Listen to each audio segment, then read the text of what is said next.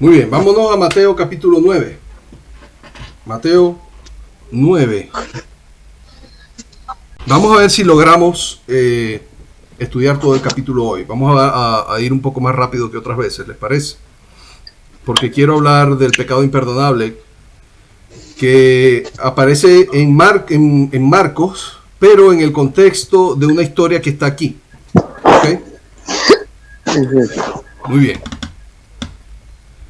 Desde el verso 1 hasta el 8 dice: Entonces, entrando Jesús a la barca, pasó al otro lado y vino a su ciudad.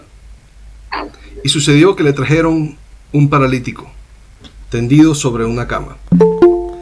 Y al ver Jesús la fe de ellos, dijo al paralítico: Ten ánimo, hijo, tus pecados te son perdonados. Entonces algunos de los escribas decían dentro de sí: Este blasfema. Y conociendo Jesús los pensamientos de ellos, dijo: ¿Por qué pensáis mal en vuestros corazones? Conociendo Jesús lo que pensaban ellos. Wow, eso a mí me impacta mucho, ¿no? ¿Por qué pensáis mal en vuestros corazones? Porque, ¿qué es más fácil? ¿Decir los pecados te son perdonados? ¿O decir levántate y anda? Pues para que sepan que el Hijo del Hombre tiene potestad en la tierra para perdonar pecados, dice entonces al paralítico: levántate, toma tu cama y vete a tu casa.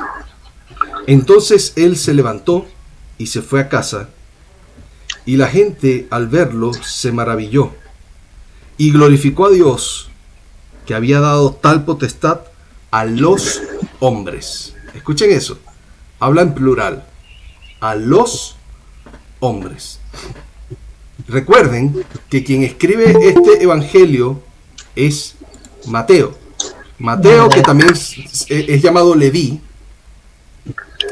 ¿verdad? Era un publicano, ya lo vamos a ver más adelante. Pero Mateo está escribiendo, este hecho lo está escribiendo en el futuro, por supuesto. Ya él había pasado por ahí, ya habían recibido el Espíritu Santo, ya estaban ministrando en el poder del Espíritu Santo, y por eso él dice: y la gente se maravilló que se había dado tal potestad a los hombres. No solo el Señor Jesús, sino a muchos, a los que creyeran, ¿cierto? Pero lo que me maravilla era cómo el Señor usaba el poder para decir: hey, yo soy. Yo soy. Un día vamos a estudiar los 7 yo soy del Señor Jesús que aparecen en el libro de Juan. Él dice 7 veces: yo soy la vid verdadera, yo soy la puerta, yo soy el camino, la verdad y la vida, yo soy el buen pastor. Los 7 yo soy del Señor Jesús. Entonces se levantó y se fue a su casa. Se levantó y se fue a su casa. ¡Qué maravilla! Vámonos al siguiente verso. Ese está un poco explícito allí. Hay muchas cosas que podríamos decir, pero quiero avanzar rápido en este capítulo y es largo. ¿Ok? Verso 9.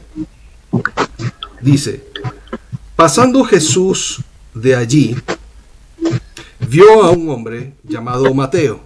Aquí viene el llamamiento de Mateo, o también llamado Leví en el libro de Lucas. Llamado Mateo, que estaba sentado en el banco de los tributos públicos, y le dijo: sígueme. Quiero que sepan de qué se trataba los tributos públicos. Recuerden que el gobierno que estaba en ese momento sobre Israel era el gobierno romano.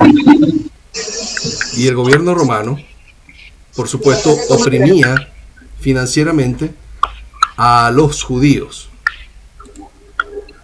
Vamos a ponerlos en silencio los micrófonos para que no se interrumpan. El que quiera abrir su cámara, ábrala también, para no sentirme tan abandonado. La pastora Gladys está ahí. Entonces, fíjense una cosa. Eh, Estamos entonces con Mateo. Mateo estaba sentado cobrando impuestos. O sea, Mateo era un cobrador de impuestos. Eso en esa época, ustedes ya lo saben, ¿verdad? Era una afrenta pública contra su propio pueblo. Porque él estaba del lado del imperio que los tenía oprimidos. Y no solamente que trabajaba para el imperio enemigo, que los tenía dominados, sino que además ellos le sumaban a lo que cobraban los romanos como impuesto, le sumaban una comisión para enriquecerse ellos personalmente. Entonces eso era una alta traición a su propia nación. ¿Y quién los podía tocar? Nadie, porque estaban bajo la protección del imperio romano. ¿Ok?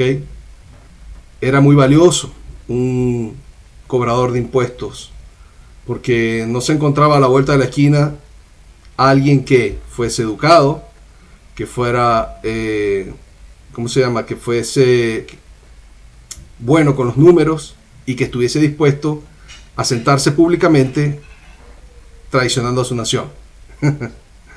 Ese era Mateo. A ese traidor nacional se acerca el Redentor de la humanidad y le dice: sígueme. ¿Cuántos se acuerdan de esa frase, sígueme? ¿Cuántos recuerdan que yo la di en el discipulado? En un discipulado enseñé que ese sígueme tenía un trasfondo. Y los maestros lo utilizaban para... Exactamente, solamente los rabí, los rabí elegían a alguien y le decía: sígueme. Eso era un honor nacional, era un honor público, que un maestro de la ley te eligiera, que un rabí, que un maestro te eligiera para que fuese su discípulo. ¡Wow! Todo un honor. Así que Mateo se levantó y le siguió. Y aconteció que estando él sentado en la mesa, en la casa, he aquí que muchos publicanos y pecadores, dice y pecadores y no especifica quién es, pero recuerden quién es Mateo. Esta es la casa de Mateo. Se fueron allí a comer a la casa de Mateo. Publicanos y pecadores que habían venido se sentaron juntamente a la mesa con Jesús y sus discípulos. Cuando vieron esto, los fariseos dijeron a los discípulos: ¿por qué come vuestro maestro con publicanos y pecadores? Ahora yo me pregunto, ¿qué hacían ellos allí? Si ellos no se mezclaban con publicanos y pecadores, ¿qué hacían ellos metidos en esa casa? Averiguando, nada más. Ah, jefe. Y que eran metiches, que estaban buscando ocasión de caer. Exactamente. Ellos lo que andaban buscando era ocasión de acusar, no hallaban por dónde meterse. Siempre estaban pendientes del mínimo, Del mínimo detalle. Así como hoy en día la gente está pendiente de lo que nosotros hacemos y cómo actuamos y cómo hacemos para decir: fíjate, evangélico, mira.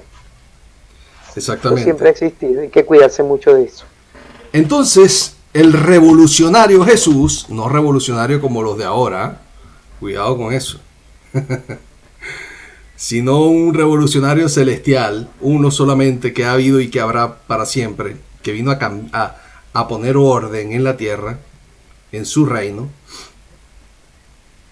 Dijo, al oír esto Jesús les dijo: los sanos no tienen necesidad de médico, sino los enfermos. Vayan entonces y aprendan lo que significa misericordia quiero y no sacrificio. Ahí está citando al profeta Oseas. Porque no he venido a llamar a los justos, sino a pecadores al arrepentimiento. Quiero aquí hacer una gran aclaración, o aclaratoria, o como ustedes le quieran decir. Mucha gente toma este verso para justificar sus malas juntas. Cuando hablo de malas juntas, es que les gusta unirse en yugo desigual para fiestas y etcétera, con gente que no cree en el Señor. Y por no creer, pues evidentemente viven una vida disoluta, vamos a decirlo así, una vida a veces desparramada. Se emborrachan, escuchan música sucia, ven películas sucias. Cuando hablo de sucias, ustedes saben, contaminadas con escenas pornográficas. Por cierto, yo le pregunté al Señor, porque ustedes saben que hay una línea muy delgada, sobre todo en Venezuela. Habían, no necesitabas ir muy lejos para ver a una mujer en traje de baño, solamente tenías que ir por una avenida y veías a Norquis Batista en traje de baño en una valla. O sea, solamente la cubría un bikini. En una valla que no crecía más, en la circunvalación 1. Sí, y en la avenida Delicias. Allí, mujeres semidesnudas. Ahí eran poquitas porque en Caracas era cada cuadra. Ok. Recuerdo. No sé si ustedes se han fijado que aquí ustedes no ven vallas así. ¿Se han fijado en eso o no? Sí, tienes razón. Yo viví en Sí, España. ¿verdad? Sí, yo viví en España y allá tampoco se veían vallas con mujeres en traje de baño. Ok, eso es algo muy venezolano. De hecho, en Venezuela hay un espíritu de seducción y de erotismo terrible. Ok. Y yo un día le pregunté al Señor, Señor, ¿hasta dónde es la pornografía? Porque, o sea, aquí no es tan evidente, pero como les dije, tú pasas y ves una valla así, de ese calibre, y ustedes tenían que escuchar a hombres mundanos hablar sobre esa valla. Yo llegué a escuchar a uno. Se paraban a contemplarla, a imaginarse y a hablar sobre la valla. No son mansitos los hombres cuando no tienen a Cristo en su corazón. Entonces, yo le pregunté al Señor, le dije, Señor, ¿hasta dónde es pornografía? Esto es un paréntesis que estoy haciendo. Y el Señor me dijo, eso fue una pregunta que yo mismo me hice. Días después, él, no sé dónde estaba yo, qué estaba haciendo. Él me susurró al oído y me dijo, todo lo que incite al erotismo, con estas palabras literales, porque las recuerdo, me dijo, todo lo que incite al erotismo es pornografía. Yo dije, wow. O sea que pornografía no es solamente algo explícito, sino algo muy... cualquier cosa que te lleve a... Algo sugestivo. Sí, sugestivo y erótico. Bueno, ustedes saben lo que es el erotismo, ¿verdad? Entonces cuidado con eso, amados, ¿no? Cuidado con eso porque los contenidos audiovisuales últimamente están cargados de eso, repletos de eso. Y mujeres, quiero que sepan una cosa. A las mujeres les entra el amor por el oído. Al hombre les entra por la vista. Así que cuiden los ojos de su varón. Esposas. ¿Ok? No sea que un espíritu de erotismo los cautive y los empuje a un adulterio. Dicho ese paréntesis serio, muy serio, vuelvo al tema. El Señor dice, los enfermos son los que necesitan ser sanados. Entonces, ¿cuál es la disyuntiva? ¿Me junto o no me junto con gente que no tiene a Cristo en su corazón? Les voy a citar la palabra en otra parte, porque la palabra nos da respuesta para todo. En una parte le dice el Señor a Jeremías, conviértanse, o a Ezequiel, o uno de esos dos profetas, conviértanse ellos a ti y no tú a ellos. Conviértanse ellos a ti y no tú a ellos. Ustedes ven la intención clara del Señor Jesús al entrar a compartir en una mesa. Además recuerden que Él entra como la figura principal de esa cena. ¿Ok? Todos estaban allí sentados en torno a Él. Y Él era el rabí que estaba siendo celebrado en esa cena. Por supuesto que Él iba a aceptar a todos. Él dice, todo el que a mí viene yo no lo echo fuera. Entonces, en ese contexto, Él dice a estos maestros de la ley, que se creían 3 veces santos, les dice, yo no he venido a los que están sanos. He venido a los que están enfermos, a los que necesitan ser sanados de su pecado. Por eso es que yo digo, en la iglesia no se le cierra la puerta a nadie. Venga vestido como venga vestido. Pastor, es que ese escote, usted no mire, hermano. No mire. No, es que ese jeans, no mire. En la iglesia no se le cierra la puerta a nadie. Ahora, cada uno será redarguido por el Señor respecto a maneras de vestir, etc. Es un tema muy polémico, de verdad que yo prefiero no fastidiarme mucho con eso, aunque, por supuesto, soy partidario del recato, del pudor, porque es lo correcto. ¿Ok? Muy bien, vamos a seguir adelante. Aprended lo que dice: misericordia quiero y no sacrificio, porque no he venido a llamar a justos, sino a pecadores al arrepentimiento. Y aquí es donde está la clave que tú debes conocer. Si una persona insiste en su pecado, no quiere arrepentirse delante del Señor, ya tú compartiste lo suficiente con esa persona, le predicaste del Señor, vio tu conducta y ves que sigue siendo duro de corazón, no sigas yendo a sus fiestas. Evidentemente ya sabes que no quiere arrepentirse. ¿Ok? Yo tengo una amiga a la que quiero mucho, era amiga mía antes de convertirme, y el Señor, vamos a decirlo así, me separó de ella. Es que no es que el Señor me separó de ella, es que mis deseos, mis gustos y todo cambiaron.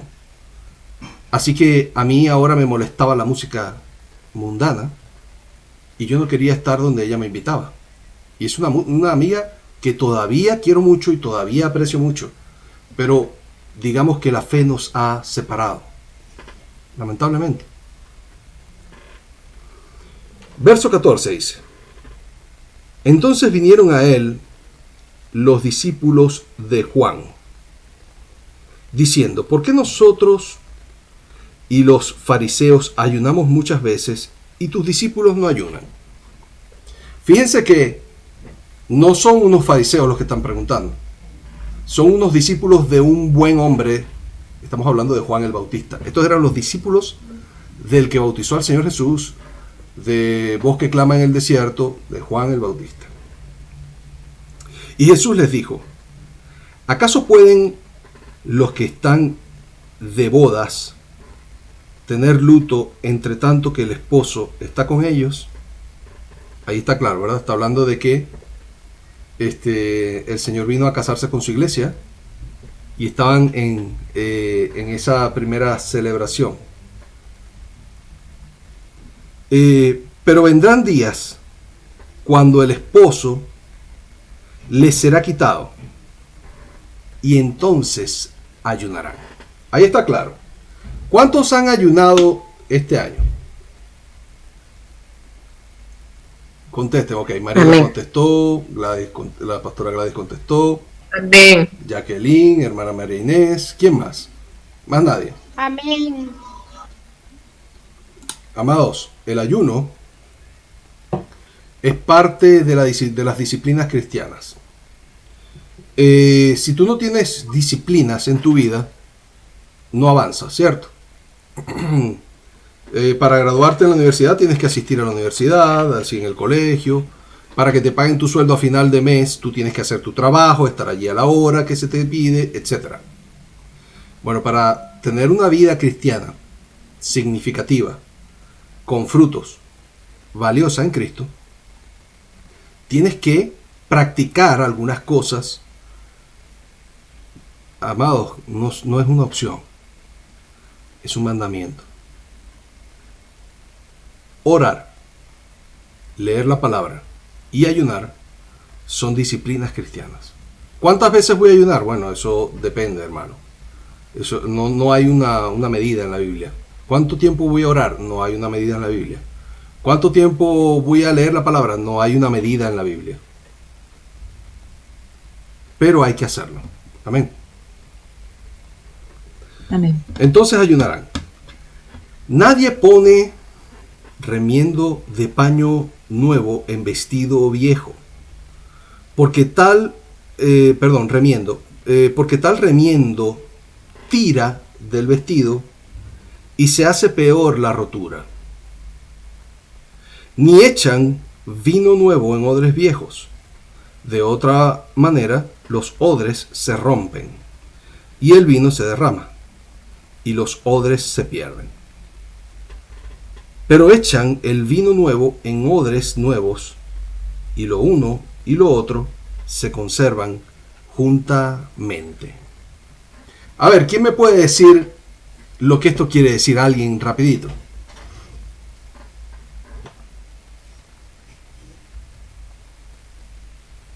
No todos, hermanos, no todos al mismo tiempo, porque se satura la conexión. Pastor, que hay que renunciar a lo viejo para que pueda servir lo nuevo. Tiene que ver, pero no es exactamente, no es el centro, pues, pero sí tiene que ver, ajá. ¿Quién más? Renuncia, tiene que ver. ¿Será como no mezclarlo? Tienes que dejar lo malo, o sea, para poder tomar lo nuevo. O sea, lo bueno y lo malo no pueden convivir juntos. Eso, no se pueden mezclar. Se pueden cruzar. Que cuando acepta a Dios en tu corazón, debes morir y volver a nacer. Ser un ser nuevo. Tiene que ver, exactamente, tiene que ver.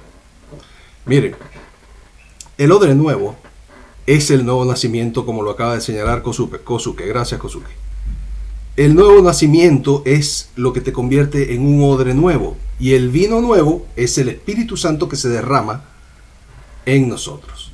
Entonces, el Señor no podía derramar su Espíritu en sus discípulos porque sus discípulos no habían nacido de nuevo. Él los limpió con su palabra.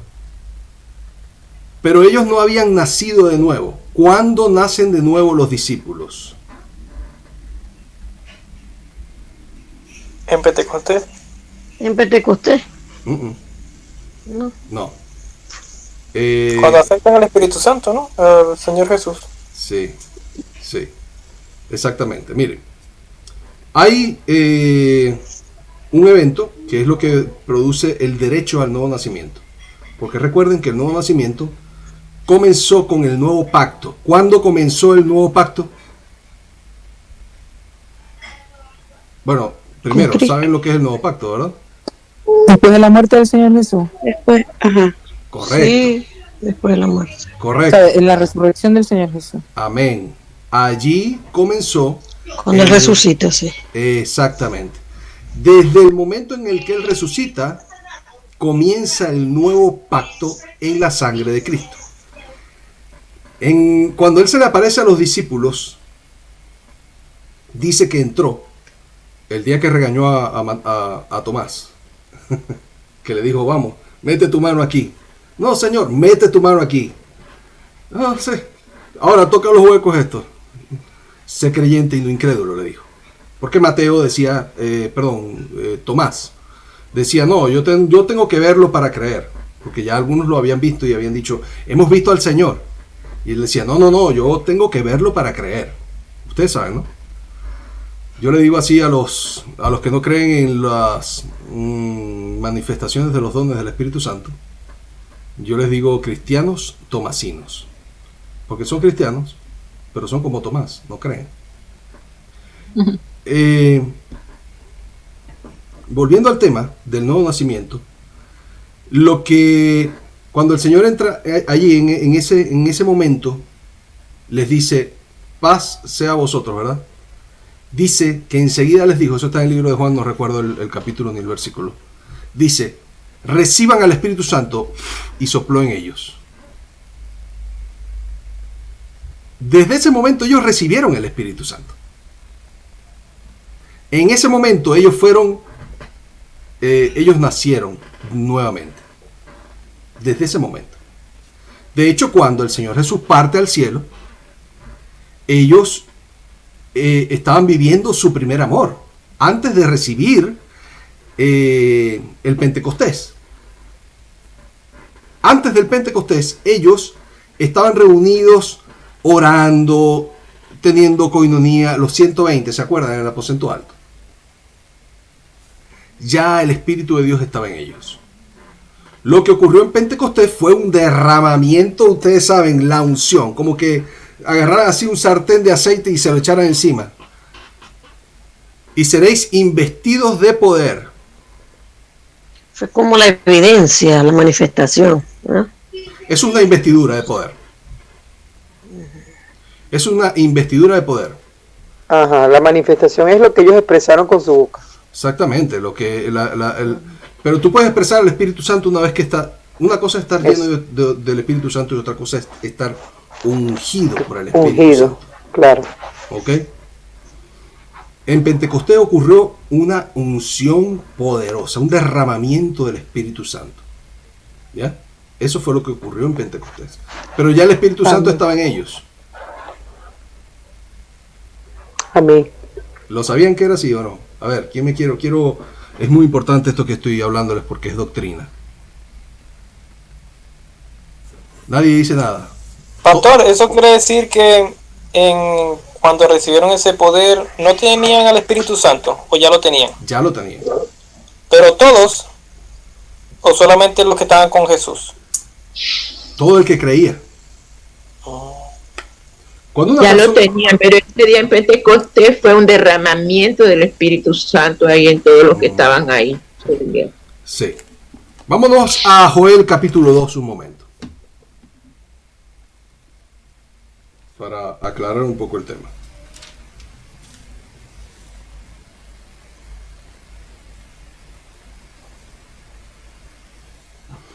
Fíjense. El subtítulo dice derramamiento del Espíritu Santo. A ver si lo enfoca bien la cosa esta.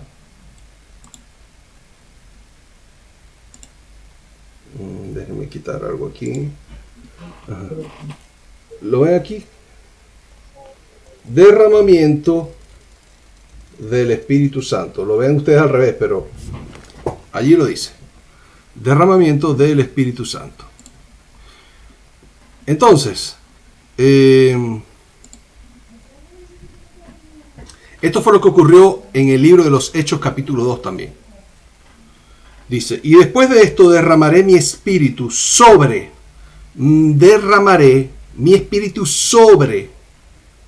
toda carne, y profetizarán vuestros hijos y vuestras hijas, y vuestros ancianos soñarán sueños, y vuestros jóvenes verán visiones, y también sobre los siervos y sobre las siervas derramaré mi espíritu en aquellos días. Miren, eso es una profecía revolucionaria también para la época, porque acuérdense que las mujeres en el pueblo judío eran más respetadas que en otros pueblos, pero para ellos la mujer era algo secundario, ¿ok? No tenían la altura de un hombre. Y el Señor aquí dice, derramaré mi espíritu sobre hijos e hijas, siervos y siervas. Por eso yo sí creo que la mujer puede ministrar igual que el hombre. ¿Ok? Muy importante esto porque es doctrina. Hay denominaciones enteras que defienden lo contrario a lo que yo les estoy enseñando hoy. Y que les van a decir, no, porque el apóstol Pablo dijo que, miren, si hay algo que está en el Nuevo Testamento que difiere del Antiguo Testamento, usted no es que lo va a rechazar, sino que de alguna manera tiene que entenderlo en el contexto, entender por qué. Y si no lo entiende, póngalo delante del Señor. Pero les voy a dar esta premisa. Si está profetizado primero en el Antiguo Testamento, lo que está profetizado primero en el Antiguo Testamento es. ¿Ya? Amén. O sea, si eso que dice el profeta Joel, que fue lo que ocurrió en el libro de los Hechos, pasó, bueno, esa profecía está por encima de lo que se estableció después del Señor Jesús. Es fuerte lo que estoy diciendo, pero la Biblia me apoya. ¿Ok? Porque toda profecía debía tener cumplimiento. Entonces, hijos e hijas, y hace allí la aclaración. Y dice no solamente hijos e hijas, además, siervos y siervas. ¡Wow! Y allí mete también a los gentiles, porque muchos de los siervos que los siervos no valían nada, no tenían derecho pero a nada. Exactamente. Entonces ese pasaje es revolucionario. Ahora, dice el derramamiento del Espíritu Santo. Derramaré mi espíritu sobre toda carne. Refiriéndose al pueblo judío y al que no era judío también.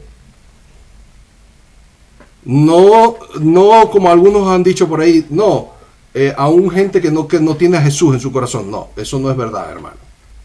Si usted ve a alguien que no es cristiano y está hablando en lenguas, repréndalo. Porque esas lenguas no son angelicales. Usted sabe que hay gente que ha hablado lenguas de demonios. ¿Lo saben o no? No. Sí, pastor, yo llegué a escuchar. Sí, llegué a escuchar a dos personas. ¿Cómo se reconocen? O sea, los demonios también hablan en lenguas. Sí. Lengua demoníaca. Sí. Yo de verdad que no sé. Es que hablar en lenguas, a ver, cualquiera que lo ha escuchado lo suficiente sabe imitarlas. No, inmediatamente uno siente primero por el discernimiento del espíritu que no son de Dios, y en muchas ocasiones empiezan a proferir maldiciones y palabras soez y blasfemias contra el Espíritu Santo. Sí, los casos que yo he visto. Miren, yo les he dicho, ¿verdad?, que a mí el Señor hasta ahora no me ha dado la gracia de tener el don de lenguas. Y por un tiempo me sentí avergonzado por eso. Lo he superado. ¿Ok? Se lo he pedido al Señor, no me lo ha dado todavía. Eso es un don. Uno no puede hacer, uno no puede obtenerlo porque quiero. Si Dios no te lo da, no lo tienes. Y yo no lo tengo. El don de lenguas. He escuchado a mucha gente hablar en lenguas. Y yo he escuchado a gente hablar falsamente lenguas. Los he escuchado. Pastor, pero ¿cómo se reconocen? O sea, de cuando es falso o cuando no son, o cuando no vienen del Espíritu Santo. Claro. ¿Cómo? Bueno, tú para conocer un reloj falso tienes que conocer primero el original. A mí un día me pusieron unos lentes Oakley, de la marca Oakley, en la mano, unos lentes Oakley falsos. Y cuando yo lo vi, supe que eran falsos porque yo tenía unos originales. El plástico se veía que era de poca monta, etc. Las lenguas ocurre lo mismo. Yo no hablo lenguas, pero yo he escuchado a mucha gente hablar en lenguas. Y a este que escuché hablar lenguas falsas, es que era muy distinto. Como te dije, para conocer lo falso tienes que conocer lo original. ¿Por qué nadie me abre cámaras por ahí? A ver. Nada más la pastora Gladys le veo la cara. Muy bien, pero vamos a seguir, que se nos hace un poco tarde. A ver, nos quedan 14 minutos. Mientras él decía estas cosas, vino un principal y se postró ante él diciendo, estamos en el verso 18, ya pasamos el verso 17, recuerdan, estábamos hablando del odre nuevo, vino nuevo, ya expliqué todo eso, ¿cierto? ¿Les quedó claro? Amén. Okay. Amén. Muy bien. Amén. Verso 18 dice, mientras él les decía estas cosas, vino un hombre principal y se postró ante él, diciendo, mi hija acaba de morir, mas ven y pon tu mano sobre ella y vivirá. Ya le tenían fe para levantar muertos, eso era ya otro nivel. Y se levantó Jesús y le siguió con sus discípulos. Y he aquí una mujer enferma de flujo de sangre desde hacía 12 años, se le acercó por detrás y tocó el borde de su manto, porque decía dentro de sí, si tocare solamente su manto, seré salva. Si tocare, yo me imagino a aquella mujer, Dios mío, si yo lo toco, yo sé que si yo lo toco voy a ser sana. Ella dice salva. Pero Jesús, volviéndose, Y mirándola dijo: ten ánimo, hija, tu fe te ha salvado. Y la mujer fue salva desde aquella hora. Miren, en otra parte, no es en este evangelio porque no es así. En otro evangelio, creo que es en el de Marcos o el de Lucas, aquí dice Marcos 5 del 21 al 43 y Lucas 8 del 40 al 56. Pero creo que es en Marcos. Dice que los discípulos, que él cuando se dio la vuelta dijo: ¿quién me ha tocado? Y los discípulos le dijeron: Señor, ¿cómo que quién te ha tocado si la multitud se agolpa encima de ti? Y él le dijo: alguien me ha tocado porque poder ha salido de mí. Poder salió de mí. Alguien me ha tocado. Gloria, gloria, gloria, gloria a Dios. Poder ha salido de mí, dice el Señor. Amén. Impresionante. Qué bello. Pastor, en Marcos. En Marcos. En Marcos 8. En Marcos. Sí. Se le para el pelo a uno, ¿viste? Pastor, pero también el poder salió por la fe de la persona que lo tocó. Porque como claro, era la fe que ella tenía. Ella tenía, se activó el poder de Dios, claro. Buen detalle, Irene, muy buen detalle. El poder siempre lo tiene. Lo que pasa es que la actitud, como dijo el pastor, que tenía la mujer, que dijo tan solamente se humilló, pues, porque ella venció muchas cosas para llegar ahí. Ok, entonces, sobre eso que acaba de comentar Irene, les pregunto, ¿el que tiene fe le saca milagros al Señor o no? Amén, claro que sí. Amén. Amén. Bueno, quédense con eso en su corazón. Nada más por esto valió la pena toda esta hora. Muy bien. Ten ánimo, tu fe te ha salvado. Al entrar Jesús a la casa del principal, viendo a los que tocaban flautas, me imagino que ya estaban acomodando el sepelio. O sea, esto era un velorio, para que lo sepan. Porque esos que estaban tocando flautas, acuérdense, la niña ya estaba muerta, lo dice arriba, ¿verdad? Mi hija acaba de morir, mas ven y pon tu mano sobre ella y vivirá.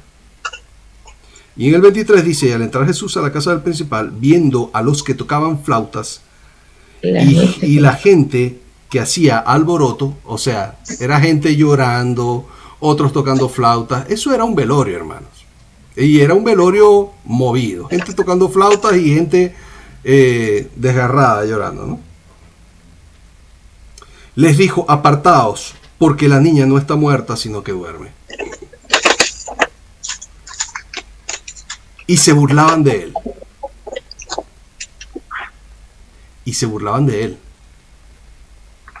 Pero cuando la gente había sido echada fuera de la casa, porque él dijo: salgan de la casa, la niña no está muerta, vamos a despertarla.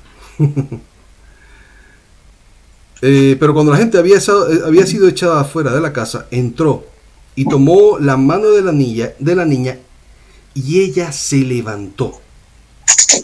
Y se difundió la fama de esto por toda aquella tierra. Yo les voy a contar una historia más cercana. Esta la hizo el Señor Jesús. Yo conocí a un hermano. El hermano casi no sabía leer. Él había quedado solo en su casa, y era un hombre que pues tenía tiempo y se la pasaba ayunando y tenía pues esa unción de parte del Señor para hacer milagros increíbles, impresionantes. Ese mismo que viste y calza. Pero si ustedes lo escuchaban predicar, podrían entender por qué de pronto, no voy a decir más allá. En fin, el hombre no era famoso, pero sí era famoso. Era famoso allí en el barrio Bolívar de Maracaibo. Y un día, él dice que él me lo contó así: vete, hermano, porque él me lo contaba con nombre y apellido, me decía dónde era la casa. Además, si querés ir, andá, mira eso, allá en la esquina aquella, vas a ver la casa rosada, bueno, la casa de al lado, fulanito, entra. Y yo conocí gente que Dios había hecho milagros en sus vidas a través de este hermano. Y me dice que un día lo llamaron porque se había muerto un hombre que vendía café y que que él lo quería mucho porque hablaban, el hombre lo escuchaba, en fin. Y dice que el hermano Joseito, cuando le vinieron a decir que había muerto este vecino, un vecino que quedaba lejos de su casa, pero era un vecino porque era del mismo barrio, dice que fue para allá. Hermanos, entró a la casa, se paró frente a aquella urna y dice que de pronto sintió del Señor, pues, y le dijo al muerto que se levantara, y aquel muerto se ha levantado. Dice, mira, esa gente se salía por las ventanas, se saltaban la cerca, gritando, corriendo, no podían creer lo que estaba pasando.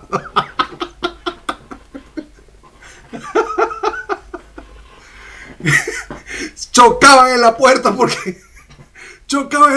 porque todos querían salir corriendo.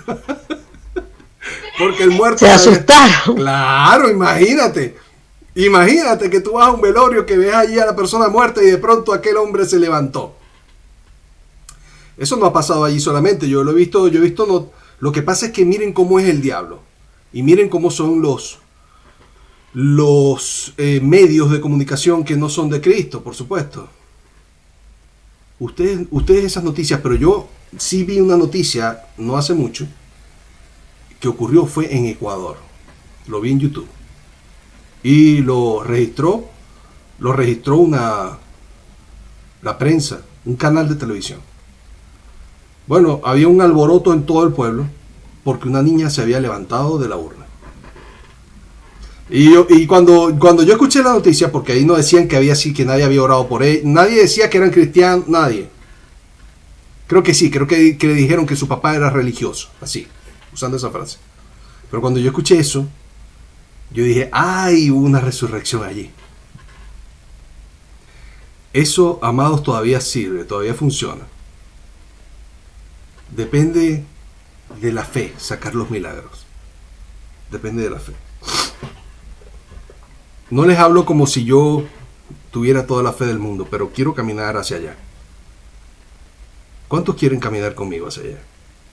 Amén. Amén. Amén. Amén. Bueno, vamos a comenzar ayunos, ¿oyeron? Vamos a empezar a ponernos en orden con eso. Yo, si les soy honestos, a mí me ha sentado fatal esta segunda cuarentena. Fatal. De verdad que he agarrado kilos, me he puesto, en fin, me ha sentado mal, pues. O sea, no la he sabido sobrellevar como la primera cuarentena. O las primeras cuarentenas. Pero bueno, el Señor me dará la fortaleza, ¿verdad? Tocó a la niña se levantó, ok. Y se difundió la fama por toda aquella tierra. Vamos al verso 27. Pasando Jesús de allí, le siguieron 2 ciegos, dando voces y diciendo: «Ten misericordia de nosotros, hijo de David». Y llegando a la casa vinieron a él los ciegos, y Jesús les dijo: «¿Creéis que puedo hacer esto?». Y ellos dijeron: «Sí, Señor». Entonces les tocó los ojos, diciendo: «Conforme a vuestra fe os sea hecho». Y los ojos de ellos fueron abiertos, y Jesús les encargó rigurosamente diciendo: «Mirad que nadie lo sepa». Está difícil eso, ¿verdad? Yo creo que yo tampoco le hubiese hecho caso al Señor. Es que está difícil. No digo que sea difícil obedecer al Señor, digo que cuando te vean no digas que fue el Señor el que te sanó. Es difícil, no sé por qué el Señor le pidió eso a esa gente. Que no se divulgara su fama. Ok, fíjense una cosa. Cuando el Señor Jesús habla a alguien y le pregunta algo, es porque Él quiere dejar una enseñanza. Y Él le dice: ¿ustedes creen que yo puedo hacer esto?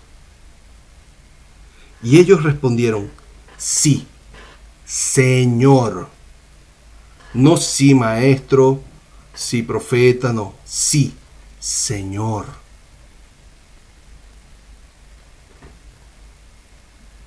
Creen. ¿Será que tú crees que Dios puede hacer eso que tú estás anhelando en tu corazón y que necesitas para salir de esa situación en la que estás oprimido, quizá? ¿Lo Amén. crees? Amén. Les digo una Amén. cosa. Amén. Los ayunos muchas veces no son para que Dios te haga un milagro, sino para que la incredulidad salga de tu corazón. Porque el Señor sí conoce hasta lo más profundo de nuestro corazón. Él sí lo conoce. Así que si tú dices, Señor, hazme este milagro, pero tú no crees, yo creo que es difícil recibir el milagro si no crees. Dios igual lo puede hacer, pero yo digo, fíjense en esta enseñanza. Él les pregunta, ¿en verdad ustedes creen que yo puedo hacer esto? Sí. ¿Y qué les dice más adelante? Dice, conforme a su fe, les sea hecho. Y les hace el milagro. Miren que nadie lo sepa. No sé por qué digo eso. No lo sé. Si alguien tiene esa revelación, dígamelo, porque yo no lo sé. Hasta donde entiendo, era que todavía no era su tiempo, pues, de ser exaltado. Pero era imposible. Mientras salían ellos, vamos a pasar ya al siguiente verso. Le trajeron un mudo endemoniado. Y echando fuera el demonio, y aquí vamos a ver el pecado imperdonable. Y echando fuera el demonio, el mudo habló. O sea que una persona sordomuda puede ser sordomuda por causa de una posesión demoníaca. Amén. ¿Cierto? Habló. Y la gente se maravillaba y decían, nunca se ha visto cosa semejante en Israel. Pero fíjense la reacción de los fariseos. Pero los fariseos decían, por el príncipe de los demonios, echa fuera a los demonios. Miren, hermanos, quiero que aprendamos este principio porque es muy importante para que no se dejen llevar por la cantidad ingente de gente que andan señalando a todo el mundo y diciendo, este es falso profeta, este es falso apóstol, este es falso pastor, este es falso tal, este es falso, aquel es falso, aquel es falso. El Señor Jesús dice, por sus frutos los conoceréis. Sí, Señor. ¿Cuál es el fruto de un ministerio?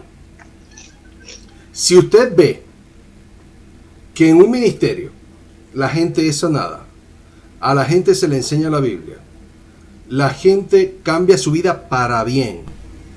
Antes eran matones, mentirosos, adúlteros, ladrones.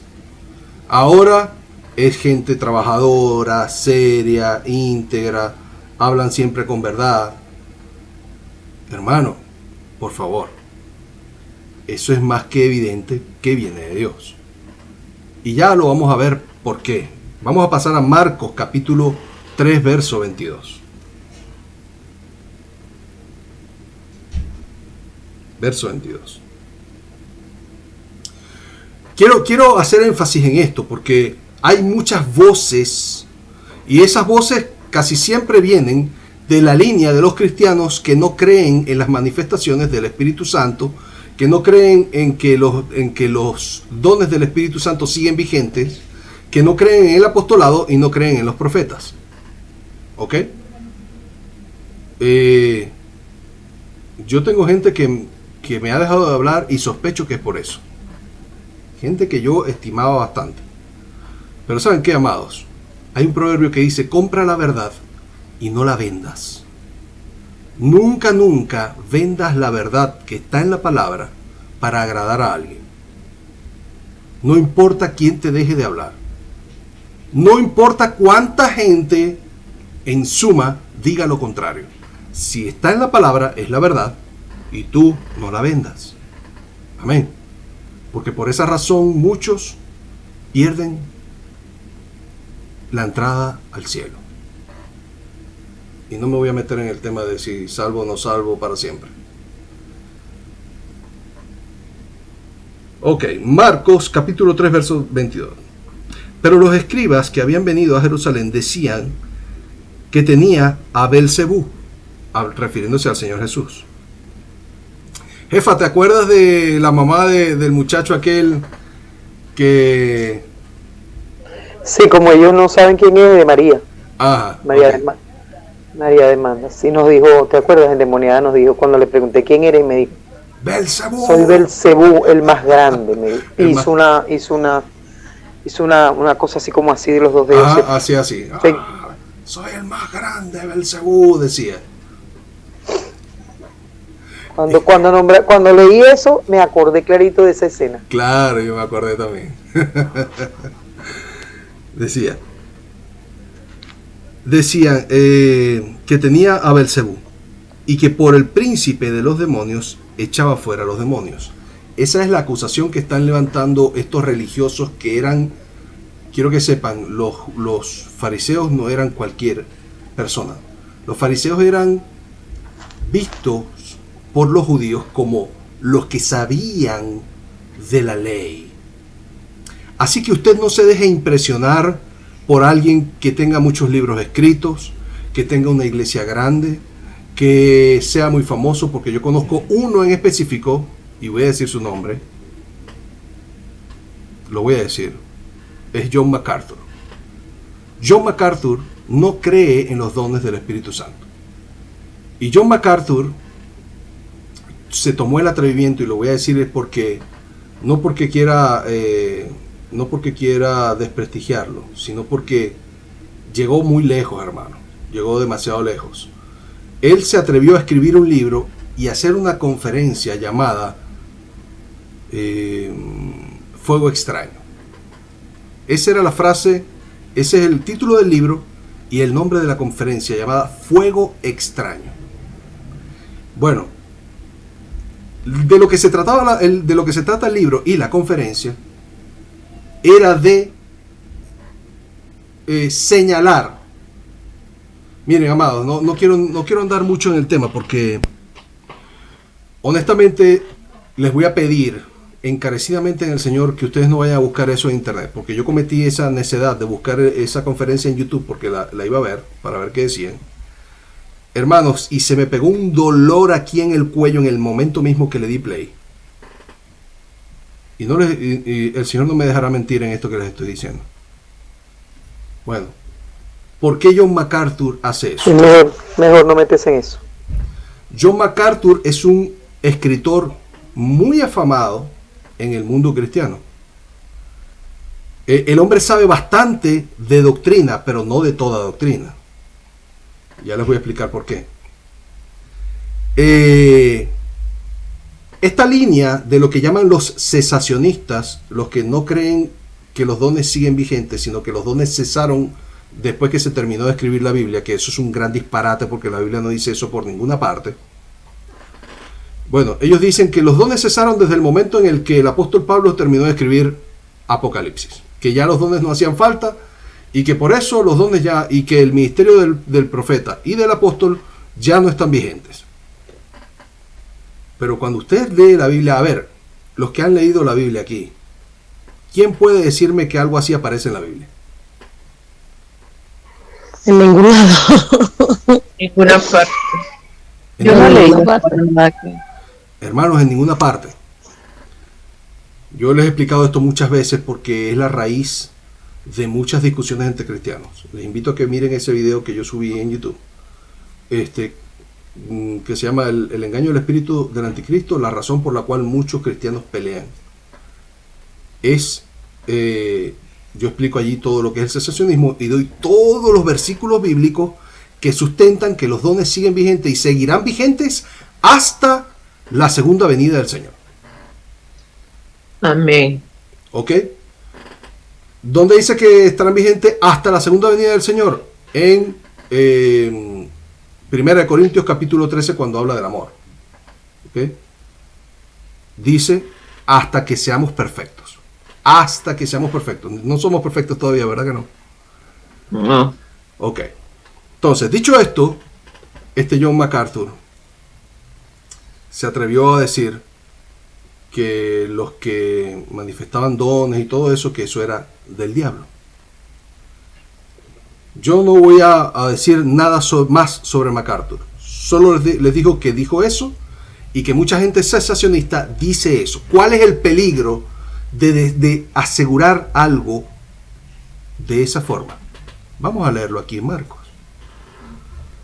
Entonces estos decían que el Señor Jesús echaba fuera a los demonios por el príncipe de los demonios llamado Belzebú. Y habiéndolos llamado, les decía en parábolas, ¿cómo puede Satanás echar fuera a Satanás? Si un reino está dividido contra sí mismo, tal reino no puede permanecer. Y si una casa está dividida contra sí misma, tal casa no puede permanecer. Y si Satanás se levanta contra sí mismo y se divide, no puede permanecer, sino que ha llegado su fin. Ninguno puede entrar en la casa de un hombre fuerte y saquear sus bienes si antes no le ata. Entonces podrá saquear su casa.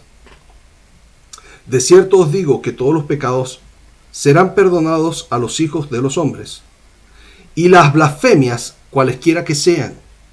O sea, que aún las blasfemias contra Jesús, aún las blasfemias contra la palabra, aún las blasfemias contra la iglesia, Dios las puede perdonar. Verso 29 dice, pero cualquiera que blasfeme contra el Espíritu Santo no tiene jamás perdón, sino que es reo de juicio eterno. ¿Por qué el Señor dice eso?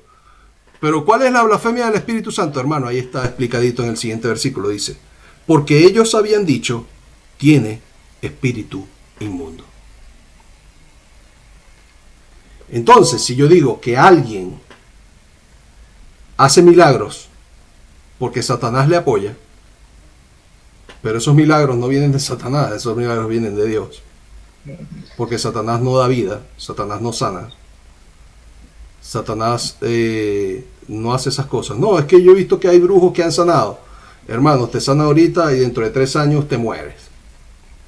Así es como lo hace. En otra parte, el Señor Jesús dice, por un lado dice, por sus frutos los conoceréis. Y en otra parte dice, la sabiduría queda justificada por sus hijos. ¿Cuántos han leído esa frase? La sabiduría queda justificada por sus hijos. Eso está en Mateo y está en Lucas, pero lo voy a leer en Lucas. Lucas 7:35, así lo dice esta frase. Es un proverbio que lanza ahí el Señor Jesús.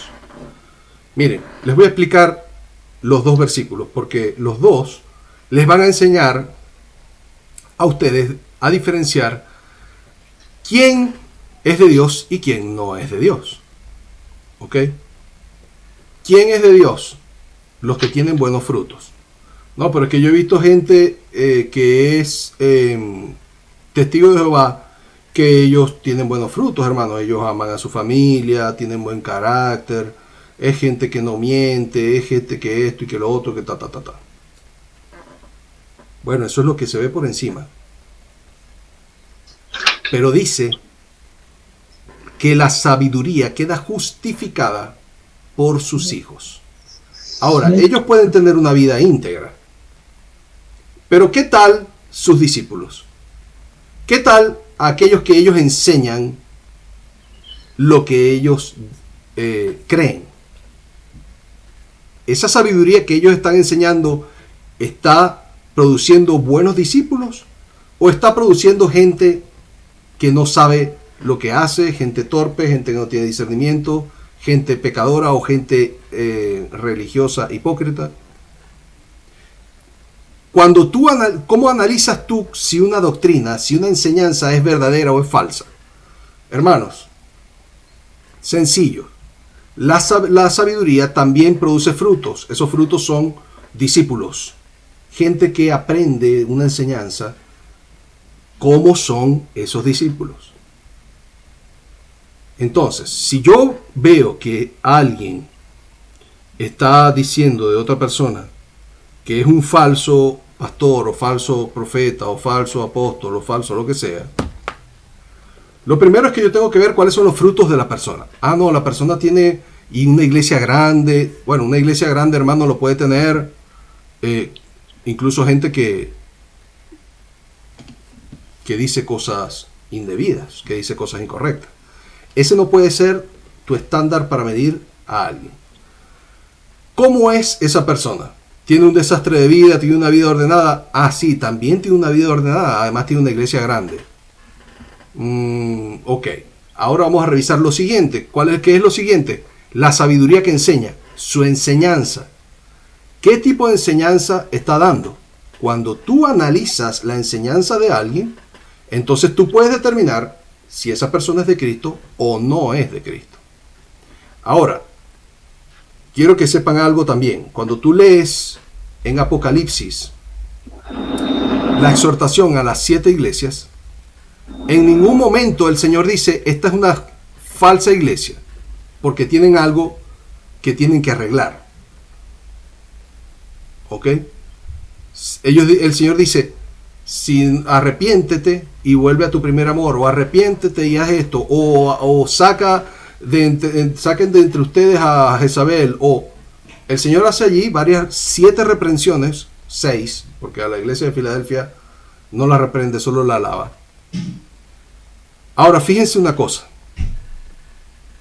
a pesar de que estas 6 iglesias tenían algo malo, el Señor Jesús no la está desechando directamente, Él las está reprendiendo.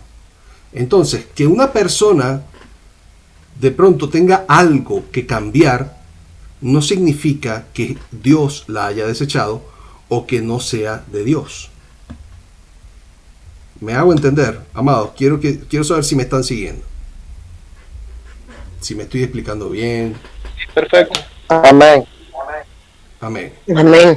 Sí, está claro. Entonces, ¿cómo yo voy a medir? Vamos a ver si está claro. ¿Cómo yo voy a medir a alguien?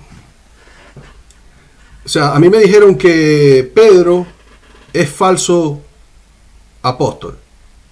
¿Cómo yo voy a medir a ese alguien? Bueno, quiero decirles que, antes de que me respondan, quiero decirles que los cesacionistas, si tú les dices es apóstol, ellos enseguida te van a decir que es falso. Si tú les dices que es profeta, enseguida te van a decir que es falso. Si les dices que en el nombre del Señor sana enfermos, también te van a decir que es falso. Dicho eso, ¿cómo podrías tú reconocer, aquí ya entre nosotros, entre pentecostales o entre gente que cree en la manifestación del Espíritu Santo, cómo reconocerías a alguien que es falso? Porque también los he conocido.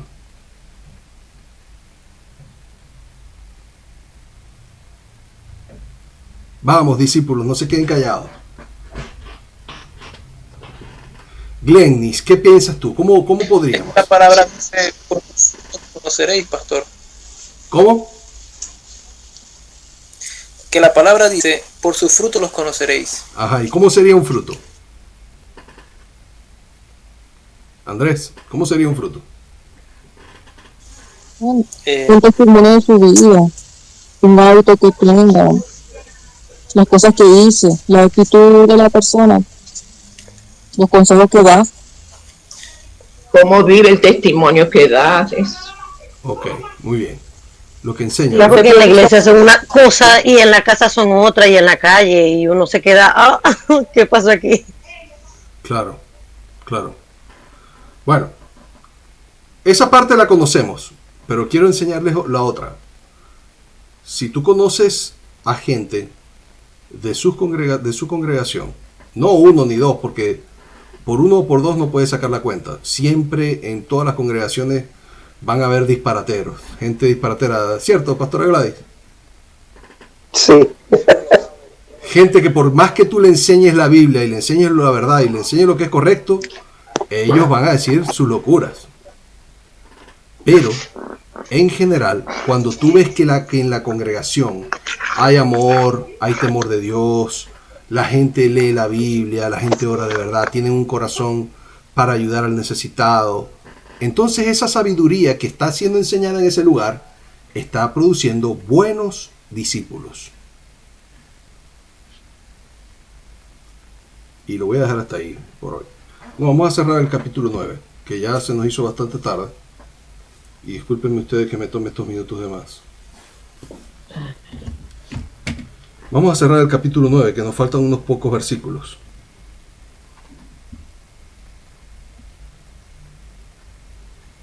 Ok. ¿Ya saben cuál es el pecado imperdonable?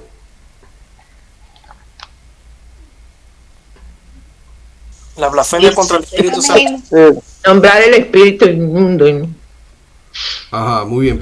¿Cómo, hermana Marinés? ¿Cómo? O sea, decirle al espíritu inmundo. Aquí dice decía llamar al espíritu inmundo. Exactamente. La blasfemia contra el Espíritu Santo. Santo, claro.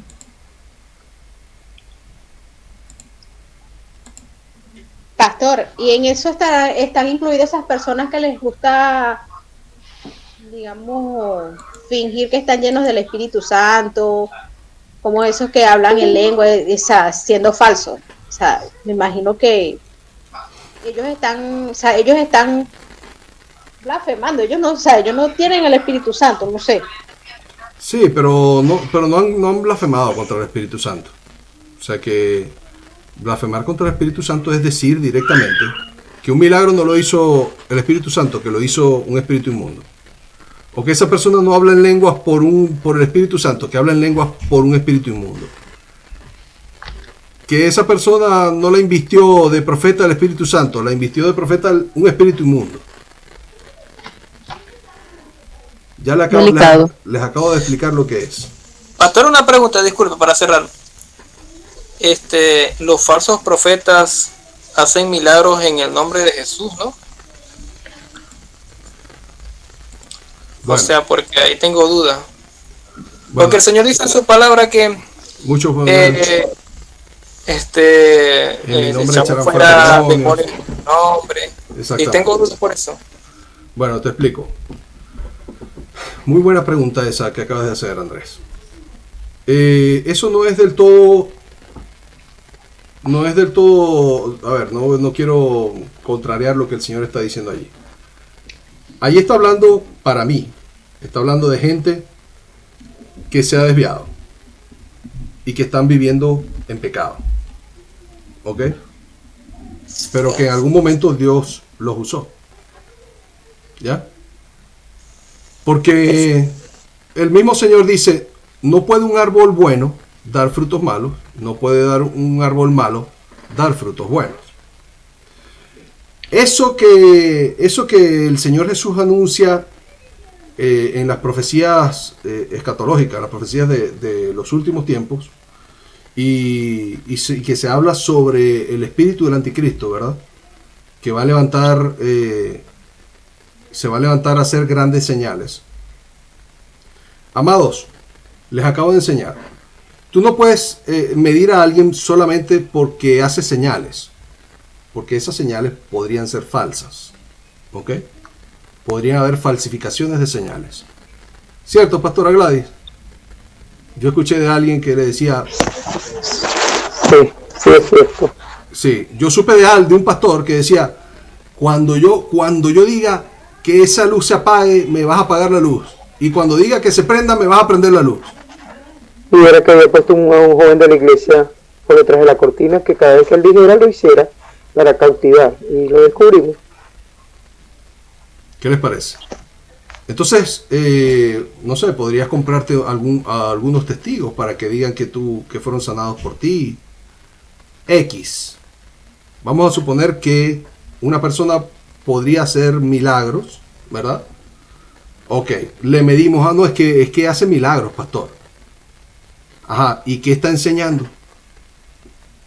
¿Qué sabiduría está enseñando? ¿Está conforme a la palabra? ¿Cómo son sus discípulos? ¿Sus discípulos son buenos discípulos? Les voy a dar un ejemplo palpable. ¿Cuántos han visto una película que está en Netflix, que es un pastor que hace milagros y que esto y que lo otro? ¿Cuántos han visto esa película?